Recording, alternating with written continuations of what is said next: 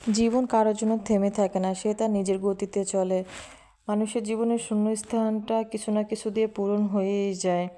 আসসালামু আলাইকুম আমার প্রিয় ভাই বোনেরা, সবাই কেমন আছেন? আশা করি কাছে দূরে যে যেখানে আছেন সবাই ভালো আছেন। সকালে নাস্তা সেরে আমি দুপুরে রান্না করতে চলে আসলাম। গরুর মাংস নিয়ে আসছে, গরুর মাংস রান্না করব।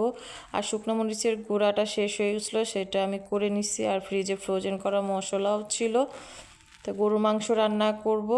আর সাথে আগের দিনে যে মাছগুলো ছিল সেখান থেকে আমি ছোট ছোট মাছগুলো বের করছি। একটা বেগুন আর একটা আলু দিয়ে রান্না করে নিচ্ছি। একটু চচ্চড়ির মতো করব, আর সাথে একটু ভেন্ডি ভাজিও করছি। তো আজকে তেমন কিছু ভিডিও করিনি, কারণ দুই মেয়েকে নিয়ে আজকে সকাল সকালে একটু বাইরে বের হব। গরুর মাংসটা ভুনা করব আজকে, আলু দিব না, জাস্ট একটু ভুনা করব। তো বাইরে যাব বলে সকাল থেকে তেমন কিছু ভিডিও করি, ছোট ছোট করে একটু ভিডিও করছি, সেটাই আপনাদের সাথে শেয়ার করলাম। আজকে দুই মেয়েকে নিয়ে একটু ক্যান্টনমেন্ট বেড়াতে যাব।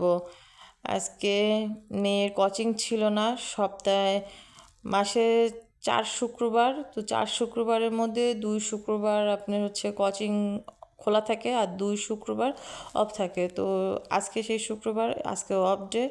তো ভাবলাম দুই মেয়েকে নিয়ে একটু বাইরে যাই। মেয়েও বলছিল আম্মু আজকে একটু বাইরে যাব। তো দুই মেয়েকে নিয়ে চলে আসলাম যশোর ক্যান্টনমেন্ট এরিয়ায়। তো যশোর ক্যান্টনমেন্টটা তো অনেক বড় একটা এরিয়া। তো এক সাইড দিয়ে আপনার এই পার্কের মতো করা, এই পার্কের অপোজিটে কিন্তু আবার বিমান নামে, মাঝখানে রাস্তা আছে। তো এরিয়াটা কিন্তু অনেক বড়। একদিনে আর এত বড় এরিয়া ভিডিও করে শেয়ার করা যাবে না, তো অন্য একদিন অল্প অল্প করে ভিডিও করে শেয়ার করব। আজকে যেমন পার্কের এরিয়াটা ভিডিও করে শেয়ার করছি, আরেকদিন অন্য একটা এরিয়া ভিডিও করে শেয়ার করব। তো সন্ধ্যা হয়ে যাচ্ছে, শীতও নামছে। এদিকে আমি মেয়েদের শীতের কাপড়ও পরাই দিছিলাম। বের হইতে ঠিক আমার সন্ধ্যাই হয়ে গেছে।